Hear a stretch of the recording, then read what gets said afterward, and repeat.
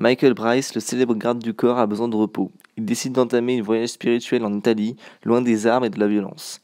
C'est à Capri que Sonia, la femme de Darius Kincaid, vient le chercher pour qu'il l'aide à libérer son mari des griffes de Carlo, un caïd mafieux. Michael accepte à condition de ne toucher à aucune arme à feu et sans avoir affaire à aucune violence. Le trio va alors s'entraîner dans un nouveau plan foireux, peuplé de mafieux, de tueurs, d'explosions et de bagarres. Sauf pour Michael Bryce, qui va essayer de sauver le monde sans utiliser d'armes, ni d'avoir recours à la violence. Voilà ce que racontent Hitman et Bodyguard 2. Voilà la suite directe de Hitman et Bodyguard, sortie en 2017. Voilà, donc, comment dire? Alors ce film, j'ai fait quelque chose de très très bizarre, c'est que j'ai vu le deuxième avant de voir le premier. Et du coup j'ai bien me compris le deuxième après avoir vu le premier, parce qu'il passait à la télé hier soir. Mais voilà. Donc, comment dire? Alors déjà, le premier point, on va dire négatif, c'est que j'ai trouvé quand même que ce deuxième volet est quand même assez lourd. Enfin, dans le sens où, au début du film, il y a quand même beaucoup de lourdeur dans les blagues. Et ça devient lassant au bout d'un moment. Voilà, bon, après ça se calme, heureusement. Voilà. Donc, c'est le petit bémol que j'ai trouvé au film. Mais à part ça, franchement, tout est au rendez-vous. Voilà, j'ai eu des scènes d'action qui sont vraiment super. En 4D en plus, je l'ai vu en 4D, ça donnait vraiment bien. Voilà, donc mon siège bougeait beaucoup, il y avait beaucoup de sang, voilà. Donc, ouais, j'ai passé un super moment devant ce film.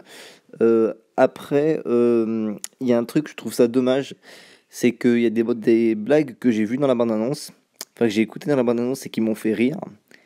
Mais dans le film, alors, dans la bande-annonce, il les met de façon à ce que ça aille bien avec les extraits qu'ils veulent mettre, mais il change les répliques un petit peu, des fois. Et donc, dans le film, par exemple, bon, je vais rien vous spoiler puisque c'est dans la bande-annonce, mais à un moment donné, il y a Ryan Reynolds, il dit, il crie est-ce que vous auriez des chambres de torture séparées? Parce qu'ils ils vont se faire torturer dans une salle. Et il dit ça parce que bah, du coup, eux, ils s'aiment pas trop. Et du coup, c'est là que c'est drôle. Sauf que dans le film, le problème, c'est que cette blague, on l'entend pas. Heureusement que je m'étais préparé à cette blague, du coup j'ai un peu rigolé. Mais le problème c'est que du coup, en fait, dans la scène, il y a quelqu'un qui parle un peu en même temps, où il y a un bruit, je sais plus trop. Et du coup ça gâche la blague et on n'entend rien. Et c'est ça qui est dommage. Et il y a aussi une autre blague qui est quand le policier leur dit, alors je ne vais pas vous dire pourquoi, leur dit attention, vous ne devez pas merder. Et lui, dans la bande-annonce, il dit oh, vous inquiétez pas, on va merder. Et du coup, c'est là que c'était drôle, du coup, je me suis tapé une barre dans la bande-annonce. Sauf que, arrivé dans le film, et ben il dit pas du tout la même chose. Alors, je me rappelle plus exactement ce qu'il dit. Je crois qu'il dit un truc comme faut pas que vous merdiez. Et Ryan Reynolds, il lui répond oh, vous inquiétez pas, c'est tout le contraire qui va se passer. Sauf que, comme ça a l'air drôle, mais dans la scène, je vous jure, ça m'a pas fait rire. Alors que dans la bande-annonce, ça m'a fait rire parce que c'était la réplique, mais légèrement modifiée.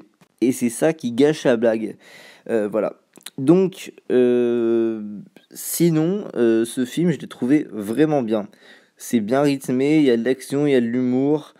Bon, ils auraient quand même pu éviter les blagues très lourdes au début, même un petit peu vers la fin, même.